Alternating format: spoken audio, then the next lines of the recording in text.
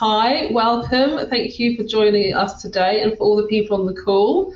Thank you for joining the Amplifying Her Voice Summit, and particularly for joining our session on new global benchmarks for DE&I, and what that actually means for equity for marginalised groups. We're going to be deep diving and unpacking that in this discussion today over the next hour or so. I'm super excited to be moderating. My name is Jo Penny, and I'm super excited to invite Maria and Mallory into the discussion as well. I'm going to ask you in a minute to do a brief intro on yourself and what diversity means to you. But just in terms of the people that are on the call, my name is Joanne Penny. I am the CEO and founder of a modern and progressive anti-racism and equality and diversity consultancy, which means I partner with modern organisations who really are, authentically on their journey to ensure equity, particularly in my work in the workplace and in corporate spaces. I would love for Maria and Mallory to also introduce yourself. If I could come to Mallory first, that'd be fabulous. Sure. Hi, everybody. My name is Mallory Dunn, and I am the owner and designer of Smart Glamour, which is a clothing line. It is a customizable, ethically made clothing line based in New York City. And it is for people of all shapes and sizes. When I say all, I actually mean all. The size chart itself is from extra small to 15X. And then I also say and beyond, because everything is customizable. So the size chart itself is not even a boundary. I make clothes for everyone. Diversity, equity, inclusion is incredibly important to me. It is a cornerstone of why I started the brand in the first place. I believe the mainstream fashion industry to be incredibly exclusionary, and also a little bit pretentious. And I want to ensure that fashion is something that can be accessible for everyone. And in order for that to happen, we have to really focus on equity and make sure that people of all shapes, sizes, races, abilities, genders, everyone has equal access to fashion, to feeling wonderful about themselves, to showing up as their authentic selves. And that's why I created my company. That's amazing. Thank you so much, Mallory. And we'll deep dive and unpack, more of what that means later on in the discussion. So that's great. Thank you. And Maria, if I could come to you and ask you to do a brief introduction and, also what diversity means to you. Hi, and good morning, good afternoon, evening. I'm very happy to be here participating in this summit. And because diversity, equity, and inclusion is one of the things that I'm really passionate about when it comes to working with individuals and organizations. So I am Maria Joweco, and I am based in Alberta, Canada. So my experience is I came from 10 years experience in human resources. Plus, prior to that, I used to have experience in sales and marketing. I work with the different leaders at all levels in various industries. And so for the last 4 years, I've helped leaders and organizations really develop their people strategy. Last 2 years focus on really integrating a robust diversity, equity, and inclusion strategy in their people strategy. Because I believe that those are very important. Both, they should not. And so I'm here, I'm very much willing to share my knowledge and insight as to what should we do in moving diversity, equity, and inclusion forward? Great, fabulous. And I forgot to say, yes, we're global. We're from New York and Canada, and myself are from London. And I'm just going to invite Gail onto the panel too. Lovely to see you, Gail. Yes, I'm having problems with video for some reason. I apologize. That's okay. Are you going to try and see if you get it? Oh, there you go. There's a picture of you there. That's great. So we've just done a brief introduction on who we are. I don't know if you're ready, Gail, to do a brief introduction on who you are and what diversity means to you. Oh, of course. So my name is Gail Davis, and I am a co-founder of a initiative and a platform that allows for NGOs, private sector, creative professionals, youth, and citizens and governments around the world to solve global issues. Okay. And that's in different collaborative methods. And it actually includes diversity and inclusion. And so diversity and inclusion for me are two different things. Diversity is like the diversity of different people, of different cultures coming together. But inclusivity for me is that I really wish the words didn't have to be used at all. It's just people really working together, connecting together as human beings, okay, across all areas of work or, personal and professional pursuits. Yeah, absolutely. And I think, in terms of those, those terms are often used interchangeably, but actually they do have quite distinct different meanings. So, often when I'm training, I talk about, diversity is really a reflection on your demographic and whether you're reflective of a multicultural society. And that is really the first step to the journey. But actually the inclusiveness is, the narrative and the continual educational journey where, we need to ensure marginalised groups, are having their voice heard. And that is the crux of it and the fundamental part of it. And you're right, Gail, they're often used and lumped together, but actually they're two distinct things. And I think, if people have really gained that understanding, we'll be able to move this conversation forward a lot quicker, actually. I just forgot to say that to everyone who's on the summit today, you're welcome to use the chat function if you want to pop any questions into any of the expert panelists, to myself. You're also welcome to come on board and speak. Just ask me and I will invite you into the group. We're going to deep dive, into these issues, but we'll get the most out of it if everyone engages, and hopefully have like a lively discussion. It's quite informal. As Lily said, it's a bit like Clubhouse with a video. So this is the real formal bit. But hopefully we'll have like quite an organic conversation. And, really today we're talking about, as the title says, the need for new global benchmarks in terms of DE&I. What does that actually mean? I think in terms of 2020 and, in light of the murder of George Floyd, it was a real call of awareness actually across the world to issues that people of colour and marginalised groups have been experiencing for a very, very long time. And, there was a lot of reactions across the world, across globally, as to what could be done to ensure equity across a range of industries and, institutions. But actually, I think, the narrative has actually changed now, post 2020 and now going into 2021, we understand that, having, knee-jerk reactions or, maybe putting a black square on your Instagram is not actually going to, move the narrative forward. It's not actually going to ensure that equity for marginalised groups. So really, we're here today to talk about what it is that we can do. Lots of people have done a lot of theoretical learning, they've gone on an educational journey, but there is a disconnect between actually that theoretical and how we can actually translate that into practical changes, fundamental changes that are really going to shift the dial.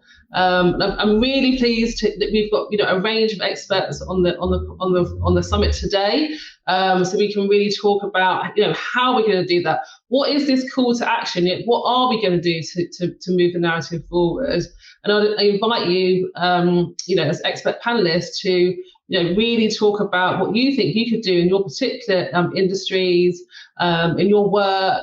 Across just life in general, as to how we can be successful in doing this, because it really speaks to our generation. I'm not sure we're going to feel the benefit of this, but I think this journey really is for our kids and our kids' kids, and we have to continue this journey. I'd really like to sort of unpack how we're going to do that. And if I could come to you, Mallory, you're a fashion designer. Like you said in your introduction, you've got a real, passion to really ensure this equity. So, in terms of your models and, the imagery and your folks, like, how do you ensure their safety within the fashion industry? Absolutely. Thanks so much for that question.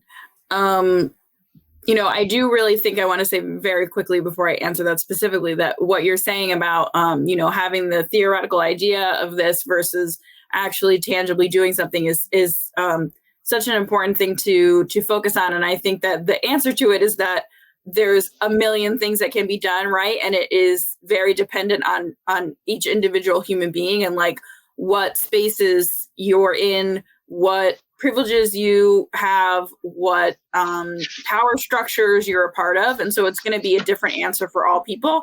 And I think that's why sometimes it can get complicated because folks, kind of want to just look at problems and be like, okay, here's the solution. I press the button and it's done. But in reality, big systemic problems have to be fixed at many, many, many levels by many, many people all at the same time. So specifically with Smart Glamour, if you were to go to our social media or see our advertising, see our runway shows, anything that is, a visual medium, you're not going to see a lot of me. And that's the first thing that I do. I'm a straight sized white woman. We're good. There's enough representation of me. So I really decenter myself from any kind of imagery. Every once in a while, I'll pop in to be like, hey, reminder, I'm the human being that makes your clothes. But as far other than that, not so much. So that being said, everyone that you do see are my models. And my models, I have 180 of them that have come back to work with me time and time again over the past 7 years. And they are of all size, shape, height, weight, ethnicity, age, ability or disability, gender expression, etc. And keeping them safe is truly one of the most important things to me, possibly ever. And I do that in a number of ways. So I do that both in person, but I also do that online. When folks come to apply to model for me, they fill out a very standard "what's your name," etc. page. But then they also get handed a page of, this is the kind of company that we are. These are our values. This is what we stand for. This is what we don't tolerate. You need to let us know that you've read this and you understand this. And then that's something that I follow up on. So if I see or hear, something happening within the model group or space that is not safe for other models, so that might be of differing identity of some way, I pull the person in, I call them in a private conversation. And sometimes, it's just a misunderstanding and we can all correct and move forward. But sometimes it's unfortunately not. And then those folks do need to be removed from the space in order to keep the other people safe. Then online, I am a huge proponent of monitoring your comments, moderating, removing any hatred or bigotry that happens online. And I, sometimes the comment section specifically of posts that share marginalized folks can be a really terrible place to be. And a lot of companies will use various excuses for why they don't moderate their comments, of either they're too small, so they don't have someone to do it, or they're too big, so they can't possibly control it. And I really don't stand by either of those reasoning. I think that especially if you're someone who lives in a privileged body and you're going to make money off of using the likenesses of marginalized people, you need to either be the individual, as I am, physically moderating comments and removing them and blocking people from your space, or you need to bring someone on and hire someone to do that and pay them fairly for that work. But there's just, in my opinion, no excuse for it. And so those are just two of the very general ways that I keep my models safe. Yeah, absolutely. Thank you so much for that. And you're absolutely right. The psychological safety of, marginalized groups is absolutely paramount in this journey for inclusiveness. And, it sounds like you're doing a fantastic job of doing that. And I'm going to come back to you as well and talk about how you create equity, across the industry as well. But I'd just like to have a little chat to the other speakers as well. Thank you so much, Mallory. Maria, we work in a very similar space. So you're a DE&I expert as well, and a creator and a founder of some great businesses. So in terms of equity, and organizations, we've discussed there is a real recognition that, companies and organizations really need to move this narrative forward. How do you think they can really do that in this journey? Yes, you know what? That's a very important question at this time. We have recognized in our work too, Joanne, that most organizations have really seen the importance of, the business case of diversity and inclusion. But I think what is important for us to really move forward and really make some commitment and action is really to focus on equity. For the most part, the changes, the issues that we're having right now in the society, it's affecting the way we actually present ourselves within the organization. I have read somewhere that society is in our organization because society is composed of people, and we as people are the same people who work within an organization. And so if organizations are really bent on focusing on not just diversity and inclusion, but really moving forward to really creating that equity, especially for people who are the marginalized groups who have been victims of systemic inequity, that will bring tangible results when it comes to having that, business outcomes. I've read somewhere that there has been some survey results that if an organization is actually looking at the way that they're doing their business, so not just hiring the diverse talent, but also looking at ways in making a stand in all the systemic issues, the Gen Z customers or clients, they're actually geared towards supporting these organizations when it comes to maybe support buying their products. And so I'm very happy to see that Mallory is one of the organizations that actually supports equity, and that's where we can start with. Another thing too is is kind of our leaders are facing right now is more of having that ability to create that safe environment to have this conversation about race, bias, and anything about systemic inequity. For the most part, what I've seen in my clients is they're very much willing to do the work, but they don't know where to start. They don't know how to do it. So we need to equip our leaders with that capability to have and start that conversation with our team, because you're managing a very diverse team right now. It's very different from the 1960s and 1970s, especially when speaking with, here in North America and in particular in Canada. We're a very multicultural country. Yeah, absolutely. And I would say that, thank you, Maria, for that. And, in terms of starting with the team, I think you can often find that leadership teams, really want to, like you said, are really willing to have this journey, really want to move the conversation forward. In fact, they're not leaning into their teams or their networks or their organizations. So actually there's a bit of a siloed approach whereby, there may be some disconnect between what the leadership team want and what they're, what happens within the organization. So you're absolutely right. It's fundamental to actually start having those conversations at the very beginning of the journey and finding out, what your diverse population, what they're comfortable with and how they want to progress that journey. And I don't know about you, but often find that sometimes there is one person assigned even within a massive organization to take this journey, the diversity and inclusion journey forward. But what I would say to leadership teams is that they need to be all in and have a strategic approach, because it's not a one size fits all. They really do need to have really look inwardly at what their organisation are doing, and then take those steps, but in a strategic way. Mm-hmm. I totally agree, Joanne. It's how you start your benchmarking. Yeah. You cannot start anything with a strategy if you don't have a good data. So I think, if organizations haven't started with really collecting that data that they need to find out where they are at when it comes to diversity, they should start doing that. Yeah, absolutely. And just can I ask you, Maria, in terms of individuals within organisations, what would you say to individuals in terms of building that equitable and inclusive workplace? What can individuals do to, because it's all, you know, it's all a journey. It's all building blocks. So what can they do to start to progress?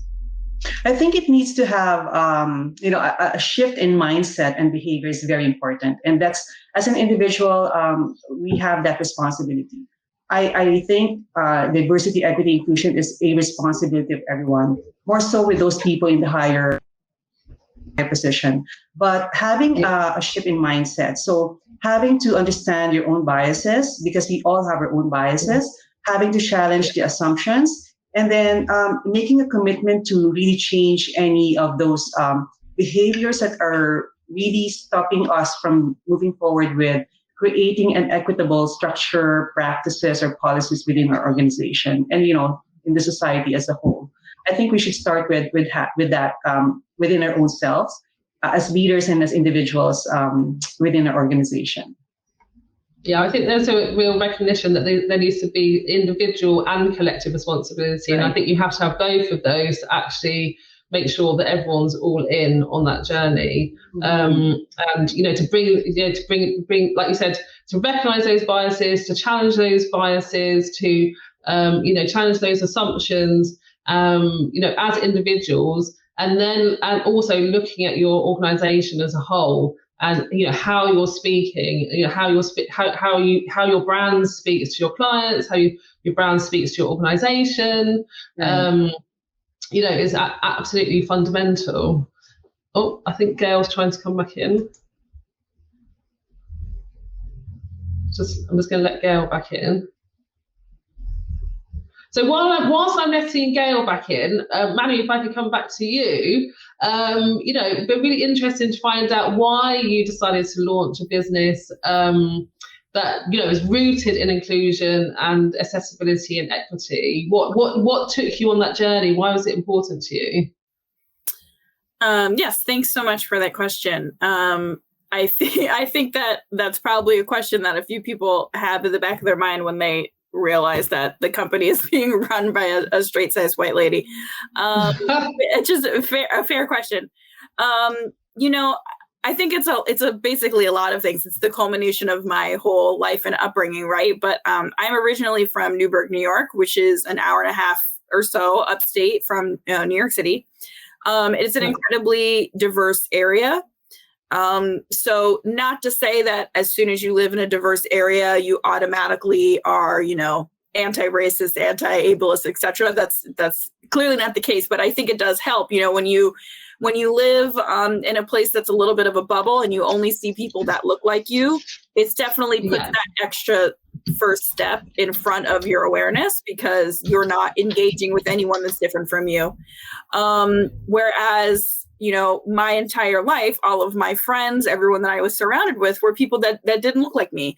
I didn't know another way. And so then kind of pair that with, my interest in fashion is very much tied to self-expression, self-confidence, creativity, making things with your hands. It's not very much tied to, fancy designers and like that, like editorial feeling, like that kind of thing. And so there was never going to be a time where I was going to make clothing and then say, okay, but this is only for this percentage of the population. That doesn't make any sense to me. And when I'm young, when you're young, these are just kind of thoughts that you have and feelings that you have, but you don't really have the context for how they tie into the larger society and system that you're a part of. But once you're an adult, you can kind of start putting those pieces together and, listening to people and reading and learning and absorbing, and then, moving forward with intention and starting either businesses or initiatives or even just conversations among your friends, anything that you can do in your own space to make a difference and to, level playing fields that you might be a privileged part of. And so, the original idea for Smart Glamour is very much based in making a safe, accessible, fun space that's truly for everyone, because that's the part of the fashion industry that I don't like. And so I made what didn't exist that I always thought should. Yeah, and so I would say from hearing that you are a total ally, and you are using your white privilege, and your position, your space and your power and your influence to actually really make fundamental change and actually to ensure equity. And it's that authentic passion that definitely comes through that from you, Mallory, that I can really feel, and that's what we're trying to instill in other people, right? And we had this conversation about how brands, there was, back in 2020, after George Floyd was murdered, there was a lot of, knee jerk and the black squares on Instagram. A lot of brands were doing things, but what would you say? How do brands really speak to their authentic values, and how do they, balance that, intention, and versus action? Because there's one thing having that awareness, but there's another thing actually translating that into, real practical, actions. Yeah, absolutely. I think we chatted a little bit about when that happened, it kind of like immediately threw up a lot of red flags for me that I got very concerned, specifically within the fashion industry, that a lot of companies were going to start creating more quote unquote diverse imagery without doing anything to protect the people in that imagery. So at the time, I created a little, swipe through situation on my Instagram, specifically targeted to other small businesses and even more specifically to other small businesses that are run by, one singular white person, because that's the experience that I have. So that's what I feel I can speak to. Just on like what to do if you want to be inclusive and create equity. And actually, not hurt people in the process. And the very first thing on the very first slide was basically you have to actually care. And this might seem like a silly thing to say, but at the end of the day, if you're doing it because you think it's what you should do, because you see other brands doing it, and you're like, well, guess we're all talking about inclusion now, I got to do it. Don't even do it. It's just like what you're gonna do is you're gonna end up bringing people into your space, and then they're gonna get harmed. So you actually need to really care about these people and care about what you are trying to do. And then there's just so many different things that you can do to ensure people's safety and to make sure everyone is treated equally. When we're talking specifically within the fashion industry, it literally is treating everyone equally. It's casting people of all different backgrounds and appearances, but then treating them like they're all on the same platform or at the same level. Whether they're a professional model, where they've never modeled a day in their life, whether they are disabled, whether they are a professional athlete, it doesn't make a difference. They need to be treated the same, and then you also need to ensure that you have the physical spaces that are safe for them, as little as things as like you need to have chairs. The chairs need to be supportive enough for people of all sizes. You need to, make sure that people know how long they're going to be there, how they're being compensated, make it very clear how every step of an event is going to go, so on and so forth. And then, as I mentioned before, really then moderating your spaces both in person and online, and constantly just reinforcing safety, reinforcing, as you mentioned, the way that we speak and verbiage. So that's something that I remind people a lot in my social media is use gender inclusive language. And then also just modeling all of these behaviors yourself. And I think that those things might change in specificity a little bit depending on the company that you are and what you do and who you have surrounding you. But in general, if you lead with actual true caring and interest, and then you take actionable steps, I think that you'll be on the right path. Yeah, absolutely. And I think you've really, hit on the crux of the matter there is about actually caring. And we talk about being authentic. That's what we mean by being authentic. It's like, do you actually care And do those issues, are they really important to you? But not only that, it's about having that level of understanding as well. So I think a lot of organizations start off on the journey and they don't actually understand the narrative from the beginning. So I think it's really about going really back to basics, particularly in my work with Black Lives Matter and helping brands really understand about anti-racism. One of the first questions I ask is, and trying to establish is, do we actually agree on what racism is? Let's start that conversation at the beginning. And often, we find that organisations are starting the conversation sort of some way in, but you need to have that base understanding. And as you said, that protection and that inclusiveness and using that language, which is so powerful, which can, really help with inclusiveness, but you get it wrong and it's really going to reinforce, and all that negative stereotypes and reinforce those biases. So I think it's fundamental to have that understanding, that initial understanding from the get-go. And Maria, you'll have found this because, as I said before, we're in a similar space. But in terms of, when you're talking to leadership teams, how do you think they can approach the, driving real change within their organisation? And, Joanne, just to drive back to your point again, but it's going to be related to the question that I'll be answering later on. It's going back to our why, right? So why are we doing this? Just like what Mallory has mentioned. As an organization, you need to understand why you're doing this, because it drives the values that you wanted to make sure that the values drive the behaviors that everyone is acting upon in the organization. And so as leaders, because they have the power, they have the position, they have the authority to drive change, I think it is very important for leaders to really make sure that they're just not walking the talk, but they're walking the walk. Having to make sure that they are clear on why they're doing this, that they're actually providing that the leaders, the other leaders in the organization who supports their employees, the needed resources for them to be able to lead a diverse team, providing that awareness and training, and then ensuring that, people are accountable. There's no point for us to really deliver education and training if there's no measure to or accountability to how people are actually applying those behaviors that they've learned in the training in actual work. And that goes to having to make sure that your leaders are aware of how to really have that conversation. I think as leaders, they are really in a position to create this shift in power and to drive change, significant change moving forward.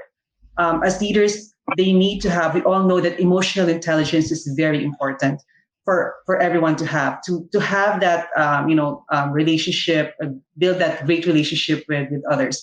But I think as leaders, they also need to build on their intercultural intelligence. And so this is another, it's a level up or a step up from having that emotional intelligence, because especially in a diverse team, you need to understand why this person is thinking differently, why this person is behaving differently.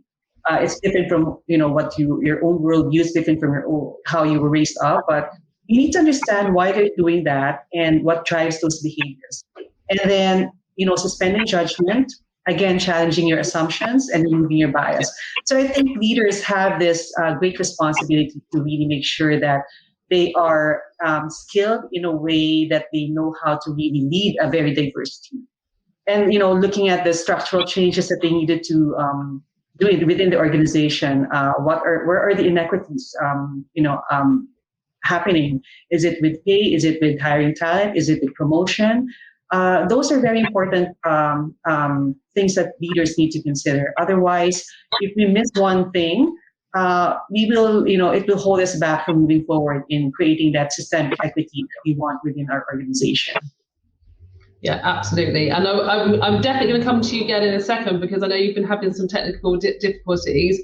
But just to address the fantastic points that you've raised, Maria, in terms of the leadership team, they're role modeling their behaviours and the culture they want for the rest of their organisation. But I think, also a really important point is about the representation and the representation of leadership teams. So, Right. if you have a 99% white male cisgender leadership team, I always say to people, you can't aspire to be what you cannot see. And and that leadership team will also be how they're driving their organization, how they're driving their cultural change, how they're creating policies, how they're creating all the things to govern their organization are going to be skewed to their like image, right? So representation is absolutely fundamental. And I think, that's sometimes where, again, we get this disconnect between the theoretical and the practical, because it's about changing. It's about actually changing that representation and changing those boards, changing those leadership teams to be reflective of a multicultural and demographic, changing that demographic. And that's where sometimes it becomes unstuck, because they're in position, and then how do you change that? How do you change that demographic across the board? Right. I think that's often like a real issue that leadership teams come up against. So yeah, and I think I always trying to say when I'm doing my training that having representation, in the practicalities, if you can't show that in the leadership team, you're really going to be in trouble. And if at the very least, it's about recruiting and investing and protecting and promoting your diverse workforce and population within the business, within the fashion industry. A girl within the UN, so that for me, representation is absolutely crucial as well. Anyway, I've done enough talking. Gail, how are you? I know you've been struggling with your tech. You've come in and out. So are you there? Yes, I am. Oh, fantastic. I've been listening along. I don't know, Chrome was having its time with me. Moment. Yes, it was definitely a moment. I love listening to Mallory and Marie and what you're sharing. I'd like to offer a little bit of a slant there. I love something that Marie and Mallory and both of, am I saying your name correctly, Mallory?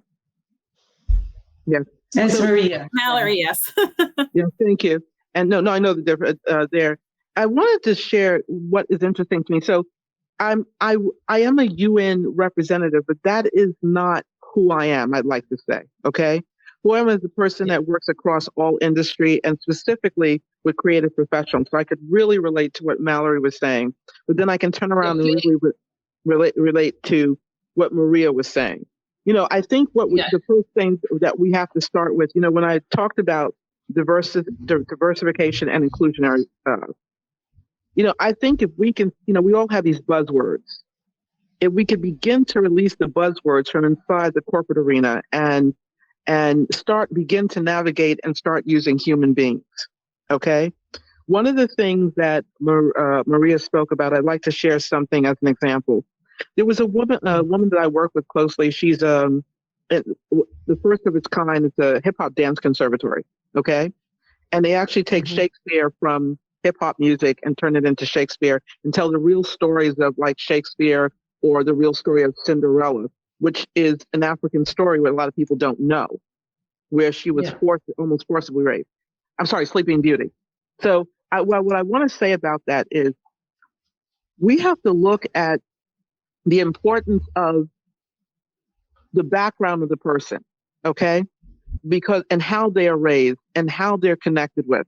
So there was this one point where we were all having a meeting of different people of different backgrounds and occupations. And I like to use design thinking, okay? Because with design thinking, you're ongoingly learning. And this person said, well, normally I wouldn't take that personally, but in my home, we would take it personally. Because though she's Americanized and she's grown up here, there are certain things in our home that are in the background subconsciously that are done, okay? that when she goes into an office environment or any other engagement, she might see that as disrespectful just because in her home life, that's what that is. So we have to take into consideration deeply with something Maria said, and that is the cultural place and point of view that people come from, okay? We also want to see visually what different people look like. But I also believe that when you call attention to that there is a problem and you don't focus on the solution of just simply bringing those people in, okay? Ensuring that the team is hired is diverse, but also and inclusionary, but also making sure that that team is also qualified in their position. Because often when we talk about inclusionary and diverse, we'll just hire people and throw them in and say, okay, now we've got a bunch of people that we've thrown in that are of different cultures. You know, you see a Muslim woman, you see a Black woman, you see a white male, you see the Spanish male, and you see maybe a youth who's between 16 and 24 for Gen Z. You know, we've covered all our bases, but they may not fit in with the culture that's being created. They may not have because at the end of the day, we're all human, and there are some views that we align with. There's some value alignment that we have in order, okay?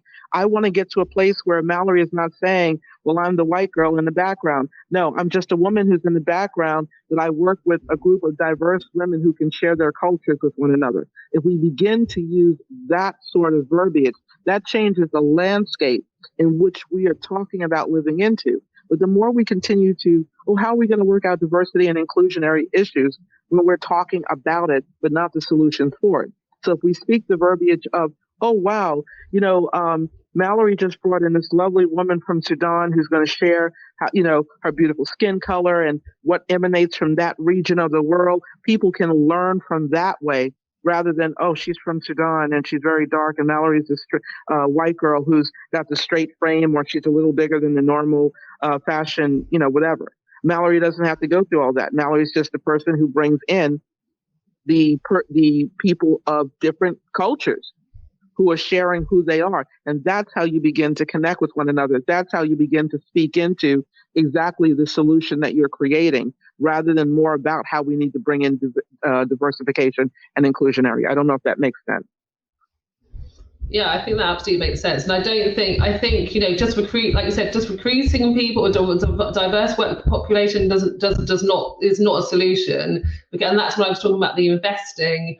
It's recruiting and investing and protecting and promoting. It's a range of issues, and it's about, I'd love to hear what Mallory thinks about what you just said, Gail. But it is about, understanding different people's cultures within an organisation, and crucially about people being able to be their true selves at work or true selves whatever they're doing. So I think currently people do a lot of covering, so they actually hide their cultures and their associations, and actually that takes an inordinate amount of time and energy, which is not a win for any business, because they're spending a lot of energy not being in themselves at work.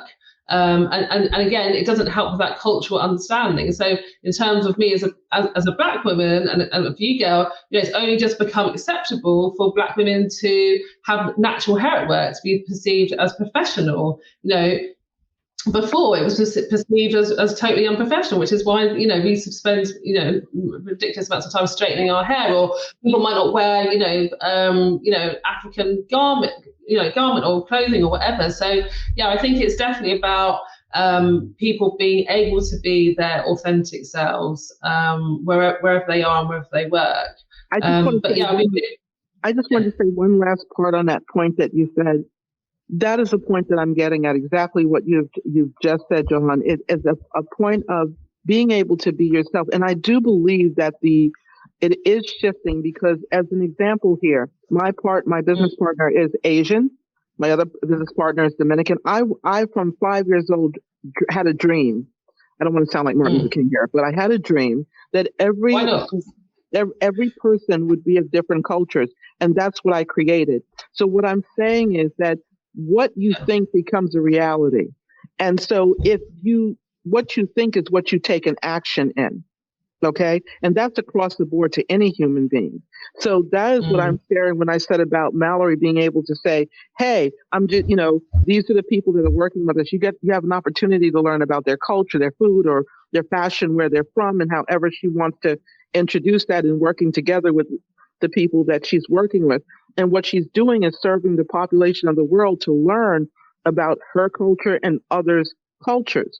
But I think at the beginning is I lived into something I wanted to create. Okay.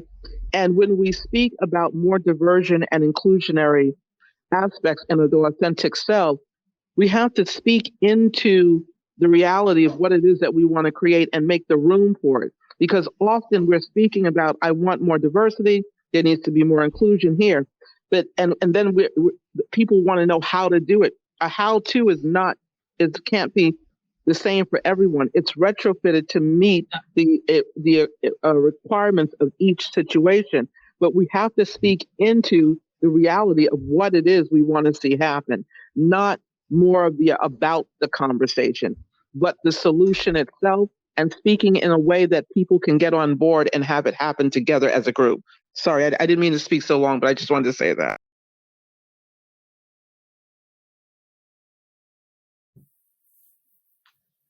Oh, Joanne, I think you're frozen. I think Joanne is frozen. Oh. Did you finish?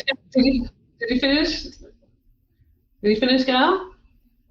I froze after that with you. Oh, we froze. We froze in tandem. Absolutely. I think. I mean, what you were saying, you believed in something and you made that happen.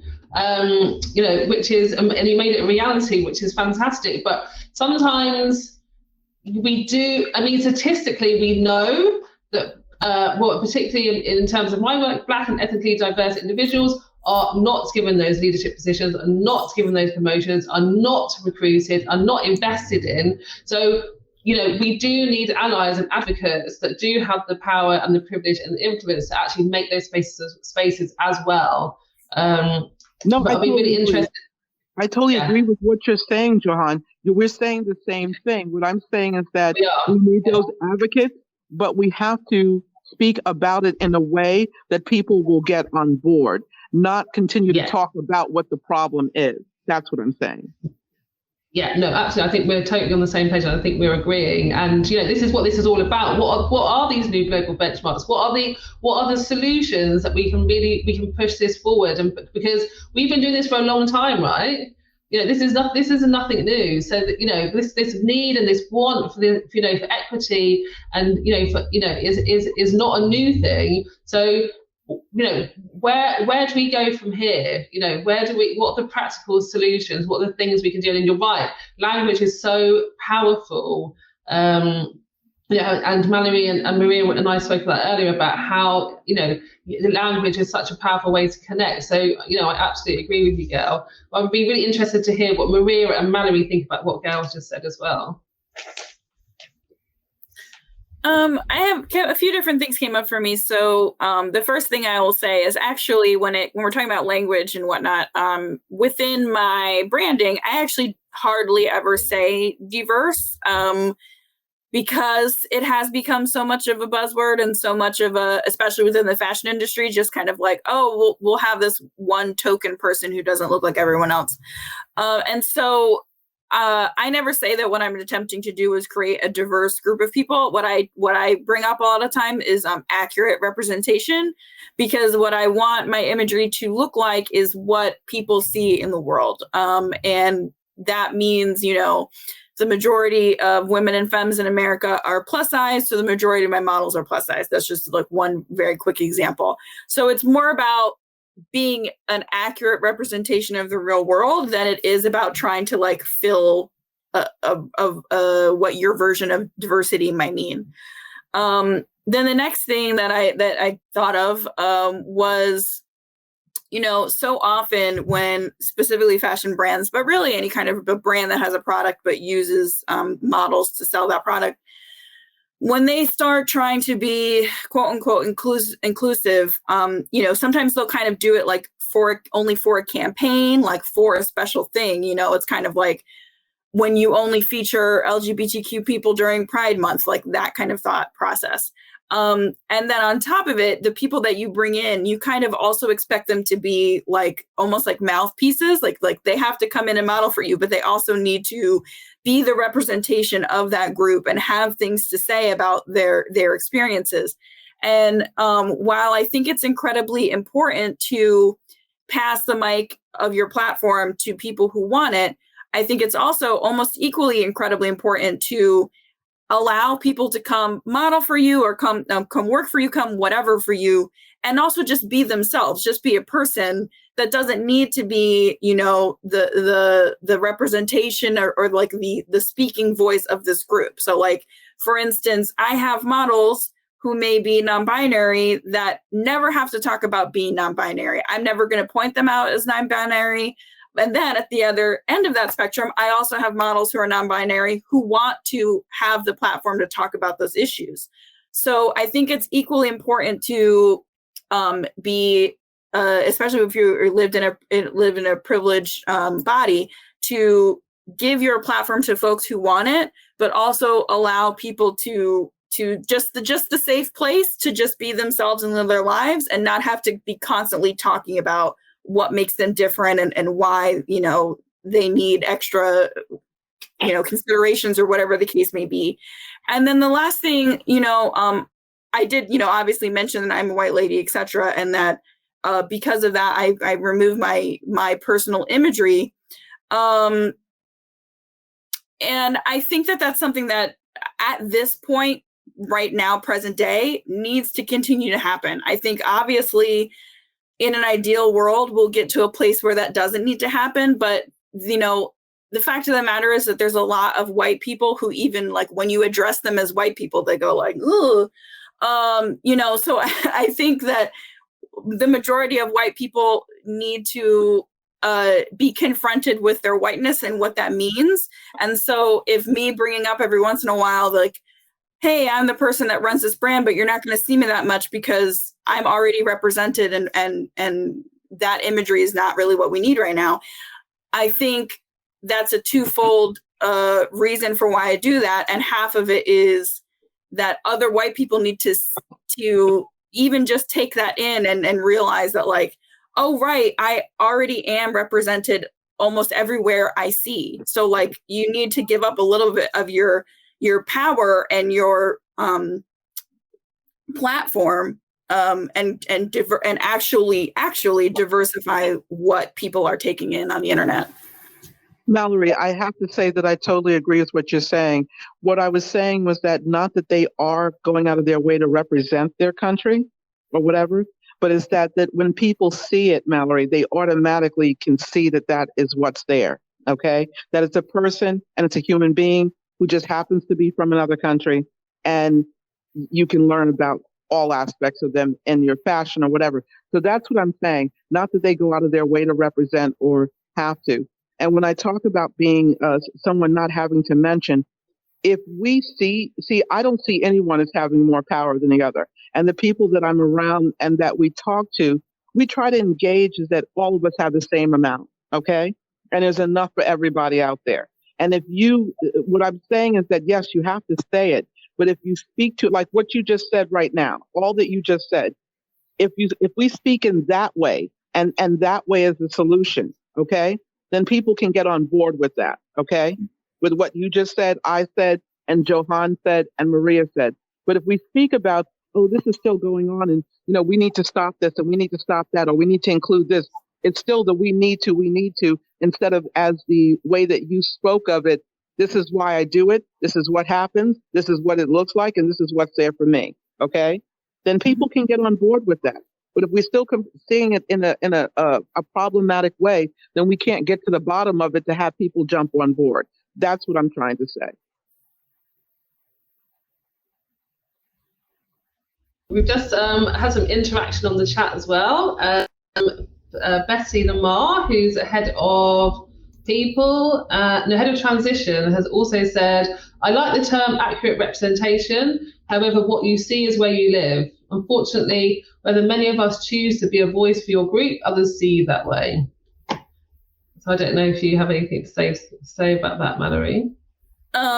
Yeah, I think that, when we're talking about how society as a whole sees people and treats people versus what we're able to create in the spaces that we're a part of are kind of two different things, right? And you hope that if you can create safety and create equity in your spaces, then it will, in small parts all over the place all at the same time, then that's what pushes society forward, right? Like you have to do it where you are in order for anything to change at a system level, at a societal level.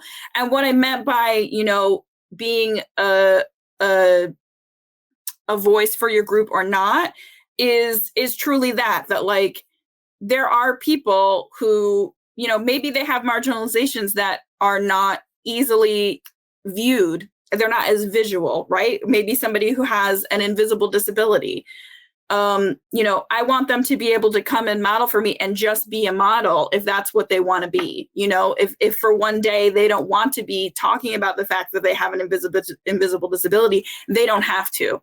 Then on the other hand, if there's somebody who does want to talk about, what's going on with them and how that interacts with society, then I will give those people their that platform to do so. But it's about doing both. It's about just creating a truly safe, equitable space for people to just exist in and to just live their lives and feel happy and be able to like take a deep breath and not worry. And also about giving people a platform to give them visibility that they may not have in other spaces. That's totally about how, giving people a choice, which I think is crucial as well. And as Betty said, be the change you want to see. So that's really nice. Thank you, Betty, for being interactive. We're really appreciating your interaction on the group. So thank you. We haven't actually got that long to go. I don't know if Maria, if you wanted to come in and make any comments on what's on the discussion so far. Yes, I think for me, I just want to point out and share four things for us to really make this call to action be more realistic. So again, we have to make sure that we understand our own biases and challenge our own assumptions. We have to have that courageous act.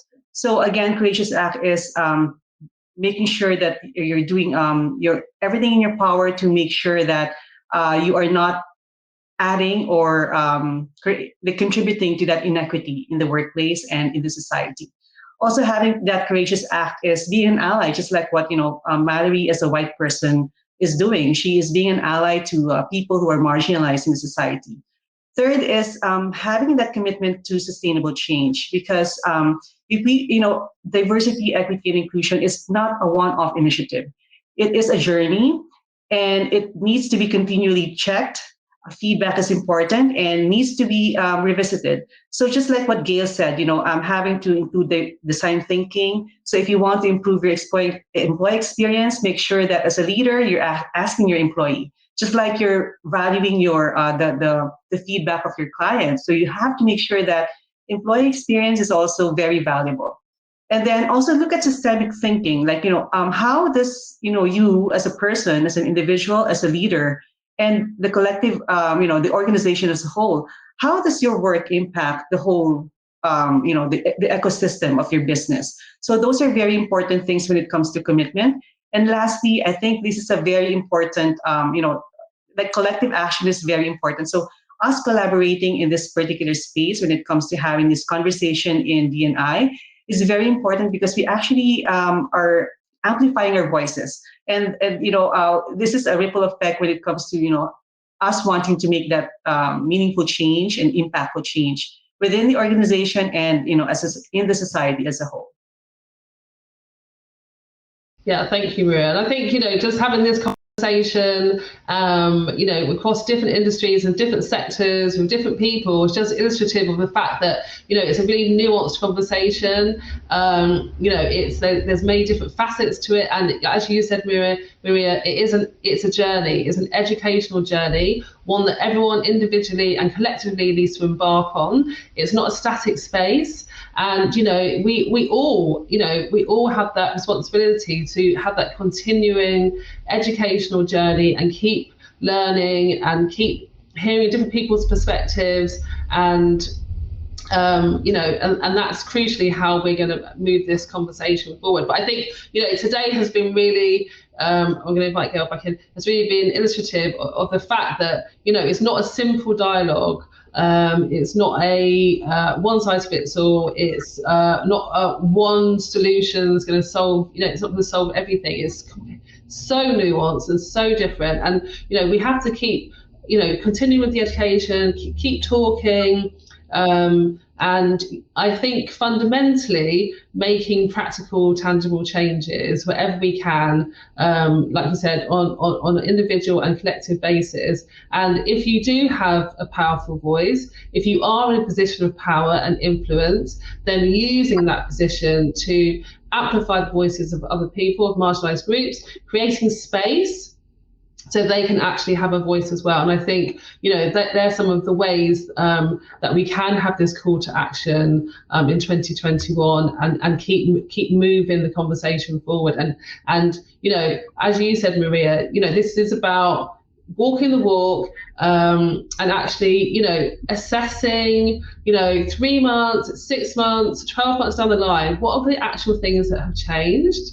And I think, a really important part of that, whatever industry you're in and whatever sector you're in, is about listening to your network and listening to your diverse network, and maybe doing 360 interviews to see, okay, we've had this thing put in place, we've had this, we've gone on this journey.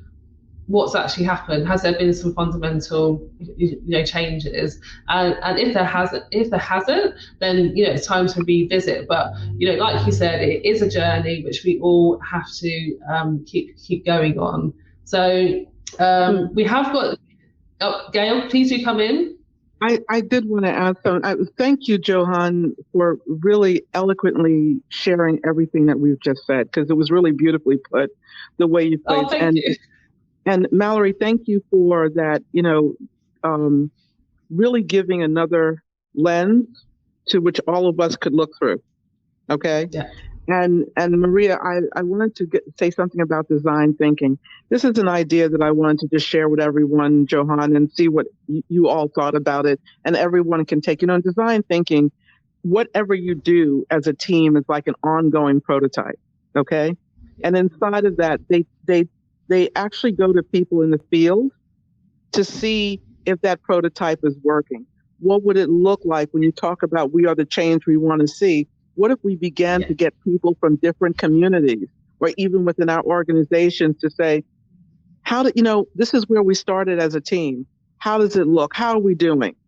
Are we doing okay? Are we reflective of the benchmarks that we said that we set out to seek? Not just to set the benchmark, but to set a culture where we can be our authentic selves. Also, at the same time, be respectful of the workplace and gathering what we have. Like, have individuals from the group or in your organization, but you never tell anyone who they are. These are just group members you meet with on a monthly basis. And you say, look, this is what we set out. This is what I had with my whole organization. But I want you to tell me if you're seeing it being reflected out there in the work that we're doing. Yeah, absolutely. It's about that data metrics. It's not about data crunching, but it's about actually having that needs analysis and then working out over a period of time, have there been some changes? And there's it's actually instrumental to instill that valued culture of equality and diversity and inclusion in whatever industry or organization or society, part of society you're in. But the crucial part is about, have we actually achieved what we set out to do? And like you said, that is not a quick fix. That is not a one size fits all. That's a continual journey, and it's a continual check-in point, I think. I don't think this is a 1 year or 5 year or 10-year journey. I think it's continual. So it's consistently checking in and consistently finding out and leaning into your network to find out whether you have instilled that valued culture. So Someone on the chat has said, excellent point, our continuing educational journey. That is what I strive for. Thank you. That's from Ellen Ferrente. Thank you so much. And yes, Maria, be courageous, aware of your own assumptions. So thank you to everyone on the chat as well that's engaged. We could probably talk for another couple of hours, but and hopefully we can do this again soon. But thank you to everyone. It's been a fantastic discussion. And for people that are on the chat, do look at everyone's social handles. And connect with us on LinkedIn, or if you want to have more of a conversation. And I just the last point I would say, if you are an organisation or a person that really doesn't know where to start, then getting an expert in, really, like we said in the beginning of this discussion, really aim to have that initial understanding of your journey before you embark on any practical changes. And if you need to bring someone in, if you need to bring people in, like Mallory and Maria and Gail, myself, that's basically part of your journey. So good luck. Check in with us. We're all connected now, so we're going to be on our journey together as well. And thank you, everyone. Thank you so much. Thanks, Joanne. Thanks, everyone. Thank you. Thanks, John. Thanks, everyone. Thank you. Thank you very much. Okay, bye for now.